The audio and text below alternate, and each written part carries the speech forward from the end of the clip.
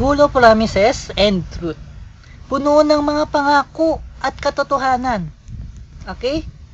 Lagi mong tatandaan, mahal na mahal ka ng Panginoon. Importante ka sa Panginoon. Napaka-importante mo sa ating Diyos. Mahalaga ka sa Kanya. Okay? Mahal na mahal ka ng Panginoon. Inuulit ko, mahal na mahal ka ng Panginoon. Hinding-hindi ka iiwanan ng Panginoon. Hinding-hindi ka niya pababayaan. Hinding-hindi ka niya hiwalayan. Iwan ka man ng ibang tao. Pabayaan ka man ng ibang tao. Saktan ka man ng ibang tao. Pero ang ating Panginoon, hinding-hindi niya yun gagawin sa'yo. Bakit? Kasi mahal ka niya. Hinding-hindi ka iwanan ng Diyos. Hinding-hindi ka talaga pababayaan ng Panginoon kahit kailan. Hinding-hindi ka sasaktan ng Panginoon. Laging nandyan ang Panginoon sa'yo para tulungan ka niya, para ingatan ka niya, para protektahan ka niya. Bakit? Dahil importante ka sa Kanya. Okay? Importante ka sa Kanya. Dahil mahal ka ng Panginoon. Okay? Puro pagmamahal ang ibinibigay ng Panginoon sa iyo. Puro kabutihan ang ibinibigay ng Panginoon sa inyo at sa akin. Okay? Puro kabutihan ang ibinibigay ng Panginoon sa inyo at sa akin. At laging tapat. Laging tapat ang Panginoon sa Kanyang pangako sa atin. Puro pagmamahal ang ibinibigay ng Panginoon sa inyo at sa akin. Sana matandaan natin ito. Okay? Lagi mo tatandaan, gusto ng Panginoon na mapabuti ang ating kalagayan sa buhay. Mapabuti ang ating buhay. Okay? Gusto ng Panginoon na maging matatag ka, maging malakas ka, maging matibay ka sa iyong buhay. Okay? Kailangan talaga natin ang tulong ng Panginoon. Okay? Tutulungan tayo ng Panginoon sa mga pangangailangan natin sa buhay. Tutulungan tayo ng Panginoon na malagpasan natin at mapagtagumpayan natin ang mga pagsubok natin sa buhay. Okay? Tutulungan tayo ng Panginoon na magtagumpay tayo at maging successful tayo sa ating buhay.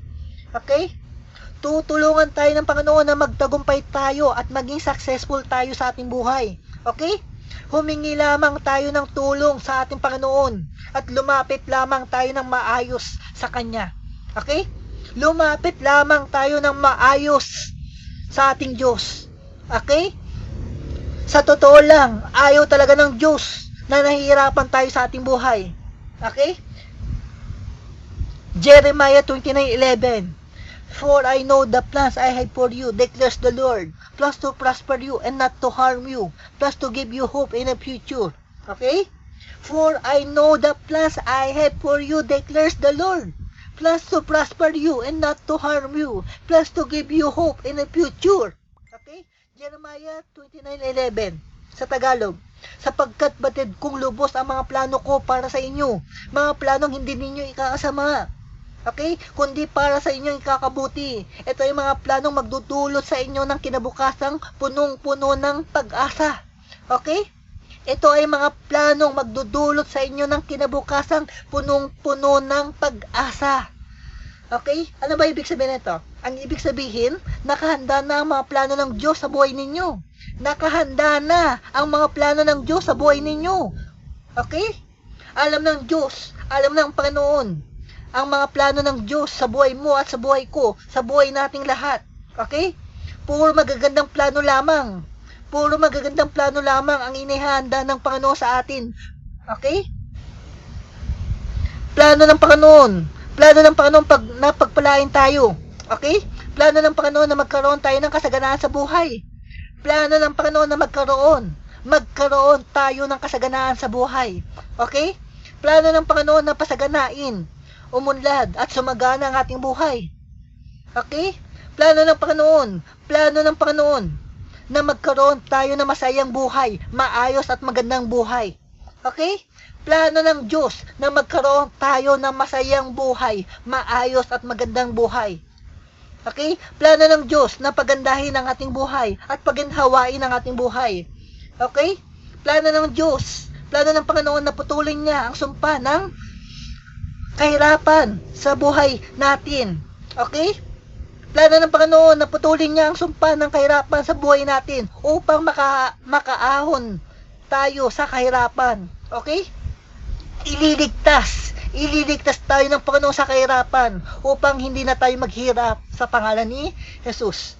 Okay? Plano ng Panginoon na ayusin niya ang ating buhay. Lumapit tayo ng maayos sa Panginoon. Kanino tayo lalapit ng maayos? Sa ating Diyos. Lumapit tayo ng maayos sa ating Panginoon.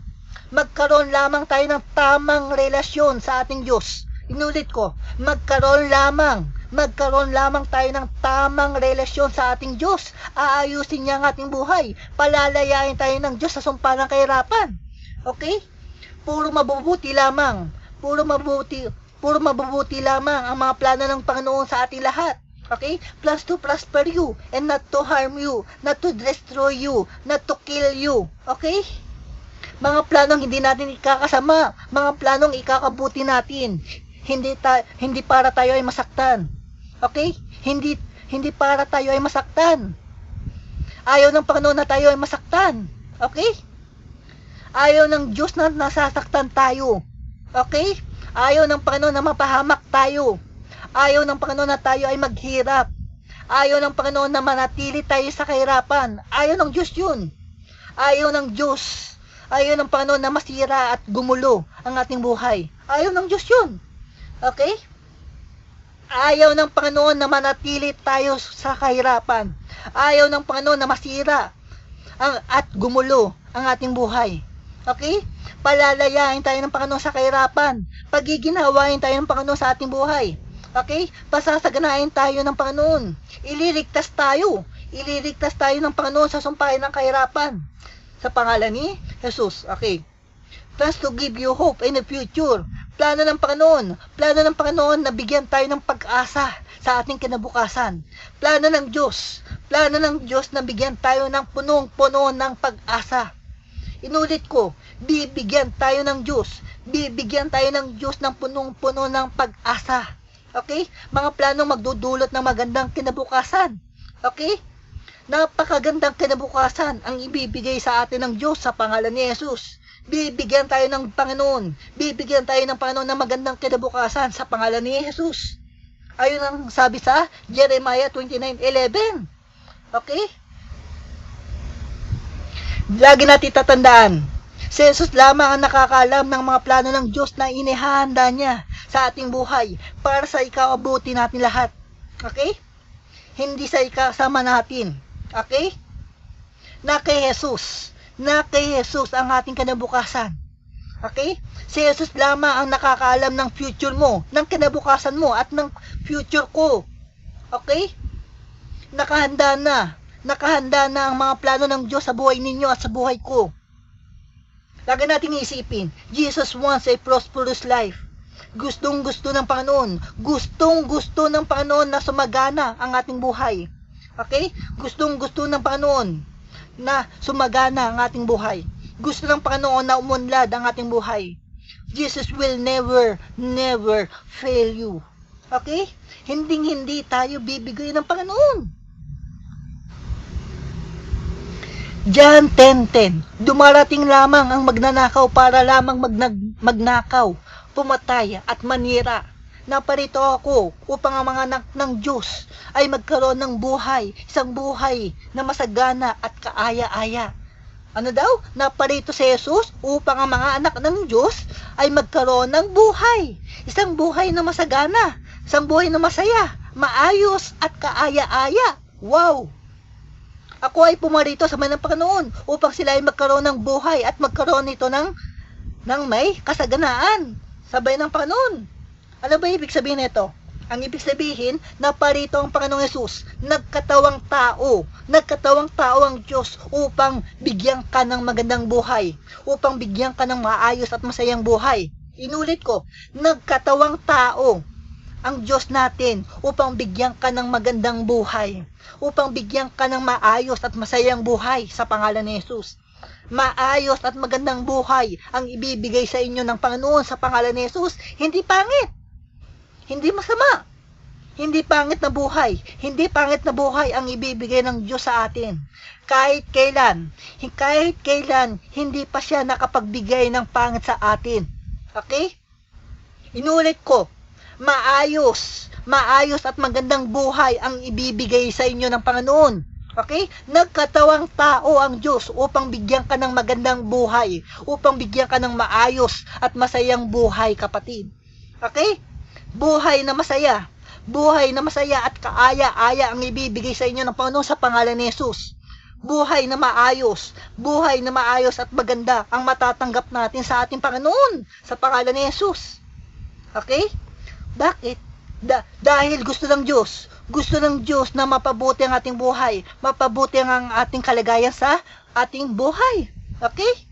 Naparito ang Panginoong Hesus, naparito ang Panginoong Hesus upang bigyan tayo ng buhay, hindi kamatayan, hindi kasiraan. Okay? Naparito ang Panginoong Hesus upang bigyan tayo ng buhay na walang hanggan sa piling ng Diyos. Okay? Naparito ang Panginoong Hesus. Naparito si Jesus. Nagkatawang tao si Jesus.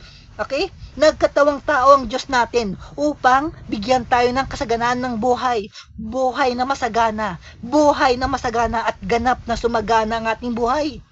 Wow! Pangako ito ng Diyos. Ang ibig sabihin ng ganap na sumagana ng ating buhay, mangyayari talaga ang sinasabi ng Panginoon sa atin. Okay? Mangyayari talaga ang mga pangako ng Diyos sa atin. Sa pangalan ni Jesus. Totoong pasasaganain tayo ng Panginoon sa lahat ng bagay. Okay? Inuulit ko, totoong pasasaganain tayo ng Panginoon sa lahat ng bagay. Okay? Siguradong bibigyan niya tayo ng masaganang buhay. Okay? Siguradong bibigyan niya tayo ng masaganang buhay. Okay? Siguradong bibigyan niya tayo ng masaya at kaaya-ayang buhay. Okay? Naparito si Jesus upang paunlarin ang ating buhay, upang umunlad ang ating buhay, pagagandahin ng Panginoon ang ating buhay, pagiginhawain ng Panginoon ang ating buhay sa pangalan ni Jesus. Bakit? Dahil ito ang pangako ng Diyos sa ating buhay. Okay? Ito ang pangako ng Diyos sa ating buhay. Dahil ito ang plano ng Diyos sa ating buhay. Naparito si Jesus upang iligtas niya tayo sa kahirapan. Okay? Nagkatawang tao ang Diyos natin upang alisin at tanggalin niya ang kahirapan sa inyong buhay sa pangalan ni Jesus at sa aking buhay sa pangalan ni Jesus. Okay? Pangako ito ng Panginoon. Tutuparin ng Panginoon ang kanyang pangako sa ating lahat. Okay? Maniwala ka lamang ng lubusan. Okay?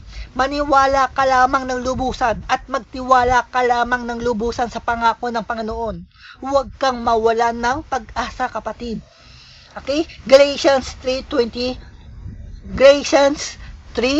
verse 29. At dahil kayo ay nakay Kristo na, kabilang na kayo sa lahi ni Abraham at mga tagapamana ng mga ipinangako ng Diyos sa Kanya. Wow! Tagapamana na tayo ng mga pangako ng Diyos kay Abraham. Okay? Tatay natin sa pananampalataya si Abraham. At nagmana tayo ng mga pangako ng Diyos dahil kay Abraham. Minana natin yung kay Abraham. Okay? Minana natin yun kay Abraham. Minana natin ng lubusan yung mga pangako ng Diyos kay Abraham dahil kabilang na tayo sa lahi ni Abraham. Nung tinanggap natin ng totohanan si Jesus bilang tunay na Panginoon, tunay na Diyos at tagapagligtas ng ating buhay. Okay? Maswerte tayo. Bakit? Bakit? Kasi nagmana tayo ng mga pangako ng Diyos kay Abraham. Okay? 3 John 2. Beloved, I pray that you may prosper in all things and be in health just as your souls prosper. Inulit ko. Beloved, I pray that you may prosper in all things and be in health just as your souls prospers. Okay, sa Tagalog, mahal kong kaibigan, idinadalangin kong ikaw sana'y nasa mabuting kalagayan at malusog ang pangangatawan tulad ng iyong buhay spiritual. Mga minamahal, sabi ng Diyos, gusto ng Diyos ng higit sa lahat. Magkaroon kayo ng kasaganaan ng buhay. Kasaganaan, prosperity. Okay? Gusto ng Diyos na hindi tayo naghihirap. Okay? Gusto ng Diyos na hindi tayo naghihirap. Ililigtas tayo ng Diyos sa sumpa ng kahirapan sa pangalan ni Jesus. Inuulit ko, ililigtas tayo. Ililigtas tayo ng Diyos sa sumpa ng kahirapan sa pangalan ni Jesus. Okay? Ano pa? Be in health. Gusto ng Diyos na magkaroon tayo ng malusog na katawan, pangangatawan, kalusugan. Okay? Yung wala tayong sakit at karamdaman, kung papaano ang inyong kaluluwa ay may kaligtasan. Okay? Ililigtas tayo ng Diyos. Ililigtas tayo ng Diyos sa sumpa ng sakit at karamdaman sa pangalan ni Jesus upang lubusan tayong gumaling sa ating mga sakit sa pangalan ni Jesus. Okay? Ang gusto ng Diyos na lahat ng tao magkaroon ng holistic blessings. Okay? Ano yung holistic blessings? Spiritual blessings, physical blessings, material and financial blessings. Wow! You may prosper in all things. Okay? You may prosper in all things. Gusto ng Diyos na magkaroon tayo ng kasaganaan sa lahat ng bagay sa ating buhay. Okay? 2 Corinthians 8, chapter 8, verse 9. Hindi kaila sa inyo ang kagandahang loob ng ating Panginoon.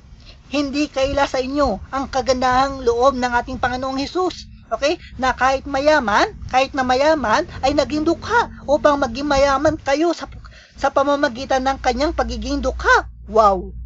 Pinalaya tayo ng Diyos sa sumpa ng kahirapan. Pinalaya tayo ng Diyos sa sumpa ng kahirapan sa pangalan ni Jesus. Ang Diyos ay napakayaman. Sobrang yaman ng Diyos. Pero, nung nagkatawang tao ang Diyos anak na si Jesus ay naging dukha. Naging mahirap siya upang mapalaya ako at ikaw sa sumpa ng kahirapan sa pangalan ni Jesus. Sa pangalan ni Jesus. Okay? Nagkatawang tao ang Diyos anak na si Jesus upang palayain tayo ng Diyos sa sumpa ng kahirapan.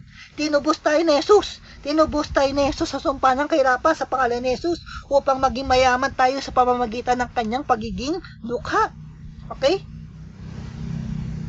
Nung nagkatawang tao ang Diyos natin at namatay si Jesus doon sa krus ng Kalbaryo, pinalaya tayo ng Diyos. Pinalaya tayo ng Diyos sa lahat ng sumpa.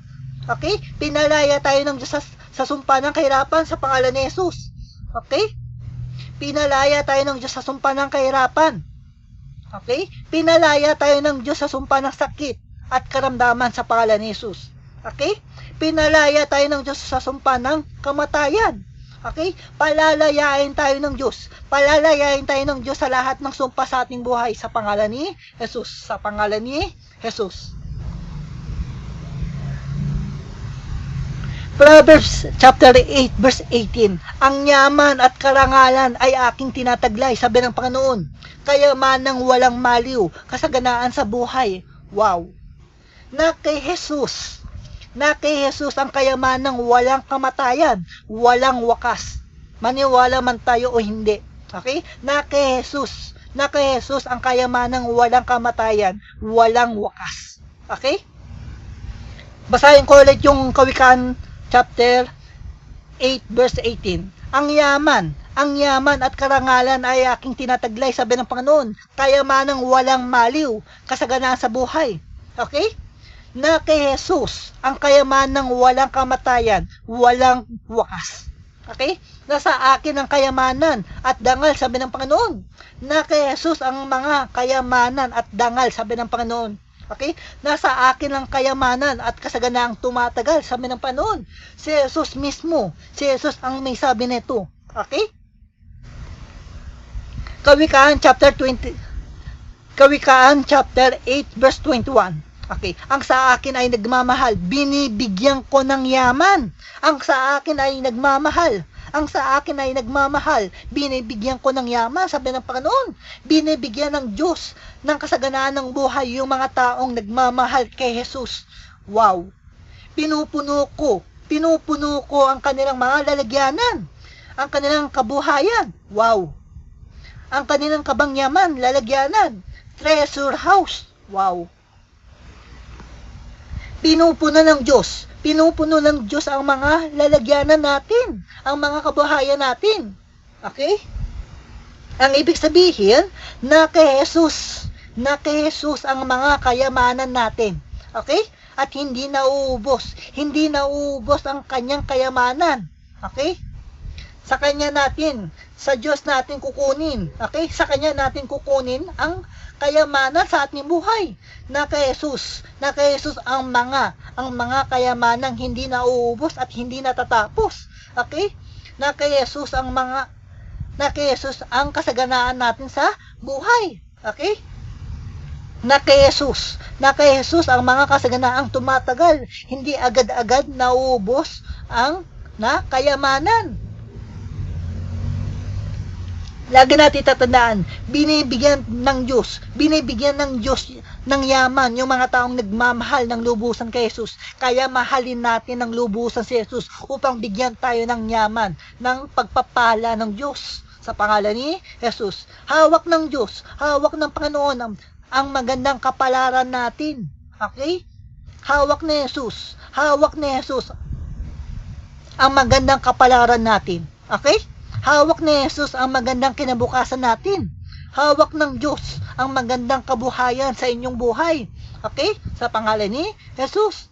Okay? Ibibigay ng Panginoon yung mga magagandang kabuhayan natin sa buhay sa pangalan ni Jesus.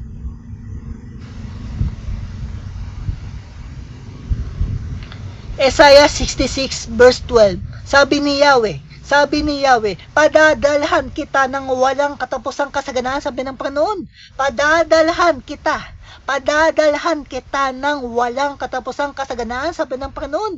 Ang kayamanan ng ibang bansa, okay? Ang kayamanan ng ibang bansa ay aagos patungo sa iyo tulad ng umaapaw na ilog. Wow! Ang makakatulad mo ay sanggol na buong pagmamahal na inaarugan, kinakalinga ng kanyang nanay. Ang ibig sabihin, alam ba ibig sabihin nito?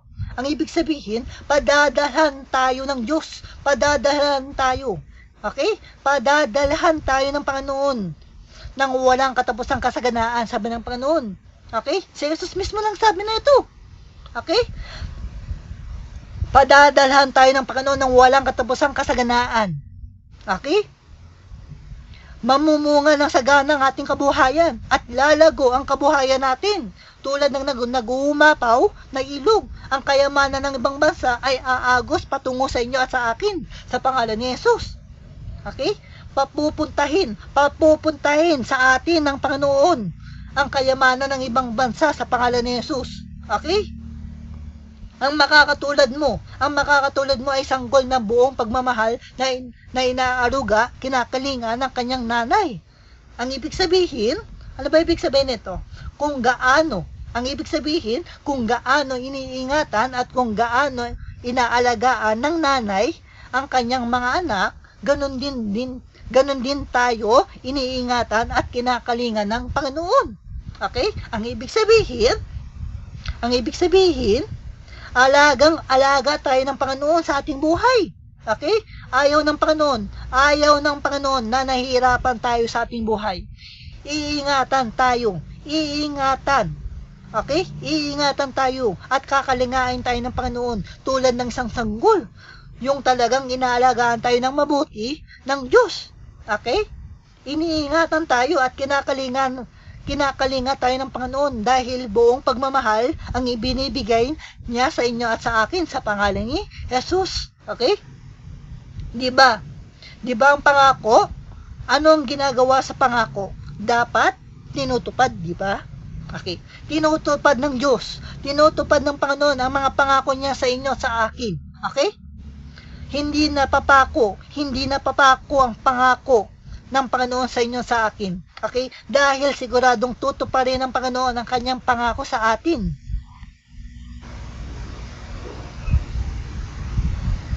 Deuteronomy 15 verse 6. Nangako si Yahweh na kayo ay pagpapalain niya. Sino nangako? Si Yahweh. Okay? Nangako si Yahweh na kayo ay pagpapalain niya. Inulit ko, nangako si Yahweh na kayo ay pagpapalain niya. Hindi na kayo mangungutang kanino man. Hindi na kayo mangungutang kanino man. Sa halip kayo ay kayo ang magpapautang sa maraming bansa. Hindi kayo masasakop ng sino man. Sa halip ay kayo ang mananakop sa maraming bayan. Wow! Pangako ng Panginoon na kayo ay pagpapalain niya. Pangako ng Panginoon na makatanggap tayo ng masaganang pagpapala. Inulit ko, pangako ng Panginoon na makatanggap tayo ng masaganang pagpapala. Okay? Pangako ng Panginoon na bigyan tayo ng masaganang buhay. Okay? Pangako ito ng Diyos sa atin. Di ba? Ang pangako dapat tinutupad. Naririnig ng Panginoon ang mga sinasabi ko sa inyo ngayon.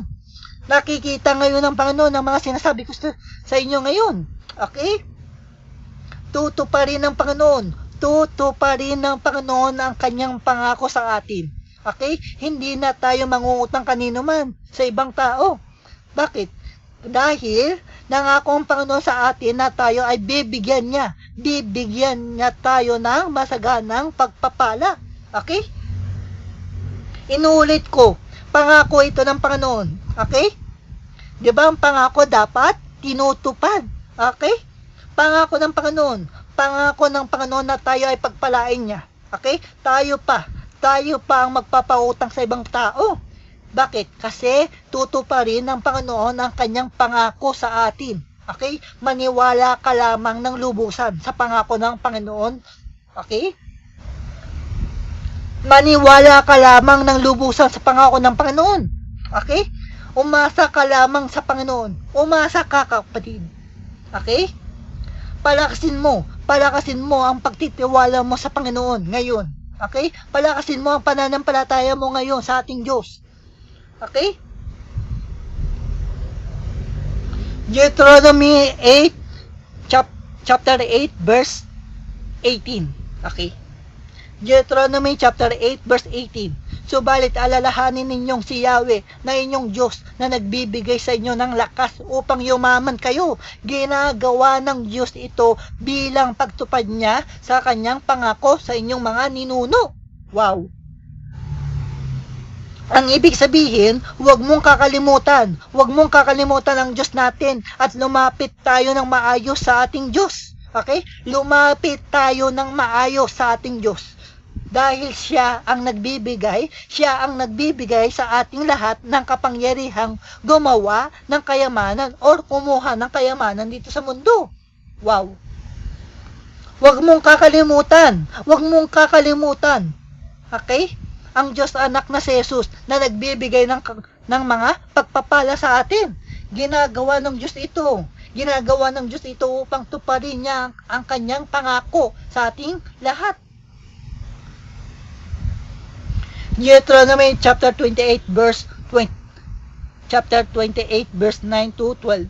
Tulad ng pangako ni Yahweh, kayo ay gagawin niyang isang bansang matatag at nakalaan sa kanya kung susundin ninyo ang Panginoon at tutuparin ang kanyang mga tuntunin. Sa ganun, makikita ng lahat ng bansa na kayo ay kanyang bayan at matatakot sila sa inyo. Wow! Pasasaganain ng Panginoon ang lahat. Pasasaganain kayo ng Panginoon sa lahat ng bagay. Pasasaganain kayo ng Panginoon sa lahat ng bagay pagdating ninyo sa lupaing ibibigay sa inyo ng Panginoon. Okay? Palalamihin niya ang inyong mga anak at mga hayop at pasasaganain ng Panginoon ang ani ng inyong bukirin. Okay? Bubuksan ng Panginoon ang langit upang ibuhos sa inyo ang ulan sa kapanahunan. Okay? Upang ibuhos sa inyo ang masaganang pagpapala. Upang ibuhos sa inyo ang masaganang pagpapala. Wow!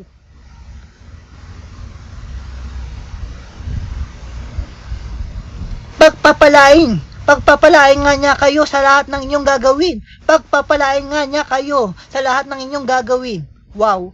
Dahil dito, hindi kayo mangungutang. Sa halip kayo pa ang magpapautang sa ibang bansa.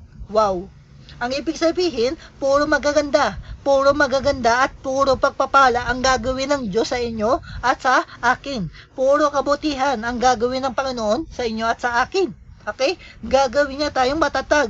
Gagawin niya tayong matibay. Patitibayin tayo ng Panginoon. Patitibayin ng Diyos ang ating buhay. Okay? Magiging matatag tayo sa ating buhay. Awit 32 verse 8. Okay. Sinabi ng Panginoon sa akin, ituturo ko sa iyo ang daan na dapat mong lakaran. Papayuhan kita habang binabantayan. Wow. Ituturo ko sa iyo ang daan na dapat mong lakaran. Papayuhan kita habang binabantayan. Sabi ng Panginoon sa atin. Isaiah 48 verse 17 to 18. Okay. Sinasabi ng Panginoong Jesus na inyong tagapagligtas, ang banal na Diyos ng Israel. Okay. Ako ang Panginoon na inyong Diyos na nagturo sa inyo kung ano ang mabuti para sa inyo. At ako ang pumatnubay sa inyo sa tamang daan. Wow. Ako ang iyong Diyos na si Jesus. Ako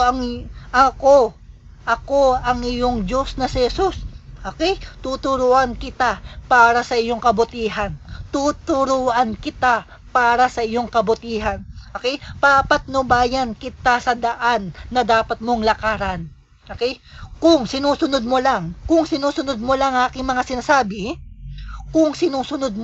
ang aking mga sinasabi, pagpapala sana'y dadaloy sa'yo. Okay? Parang ilog na hindi natutuyo ang agos. Okay? Tagumpay mo sana ay sunod-sunod. Okay? Parang along gumugulong sa dalampasigan. Okay? Kung kayo lamang ay sumunod sa aking mga sinasabi, dumaloy sana na parang ilog ang mga pagpapala sa inyo at ang inyong tagumpay ay sunod-sunod sana na parang alon na dumarating sa dalampasigan. Okay?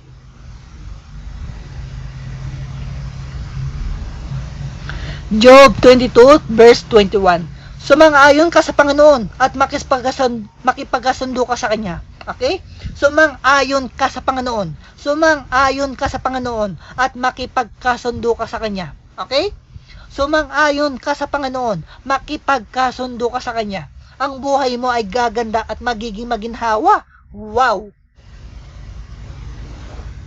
Sumang-ayon ka sa Panginoon, makipagkasundo ka sa Kanya. Ang buhay mo ay gaganda at magiging maginhawa. Ano ba ibig sabihin nito? Ang ibig sabihin, sumang-ayon ka lang sa ating Diyos. Okay? Sumang-ayon ka lang sa ating Diyos. Makipagkasundo ka lang sa Panginoon. Okay? Maging tapat ka lang kay Jesus.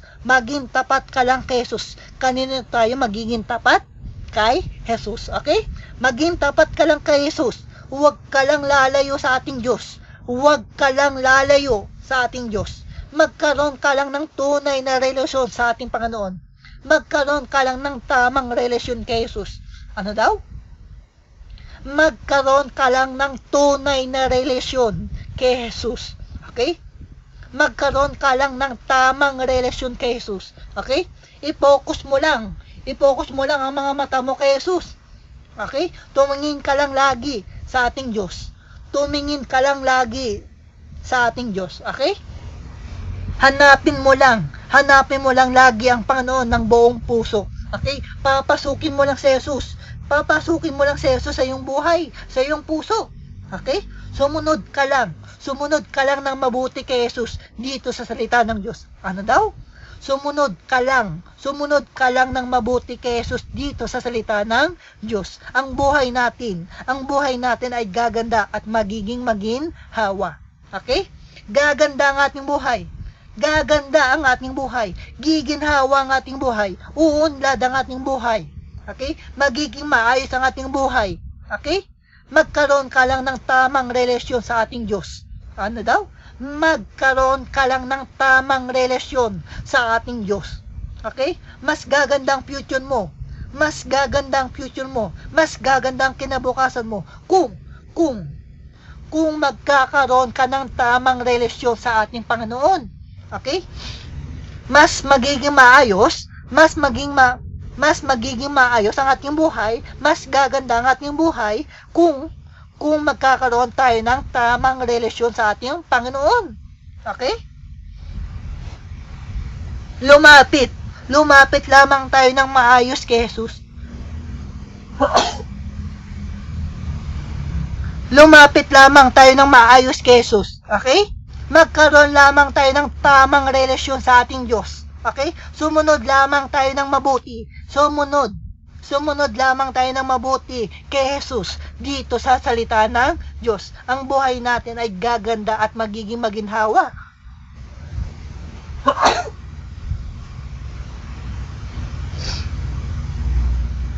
Pangako. Okay? Sumunod lamang tayo ng mabuti kay Jesus dito sa salita ng Diyos. Magkaroon lamang tayo ng tamang relasyon sa ating Diyos. Lumapit lamang tayo ng maayos kay Jesus. Ang buhay natin ay gaganda at magiging maginhawa. Pangako to ng Diyos sa atin. Okay? Tutuparin ng Panginoon ang kanyang pangako sa tamang panahon, sa kanyang kapanahunan.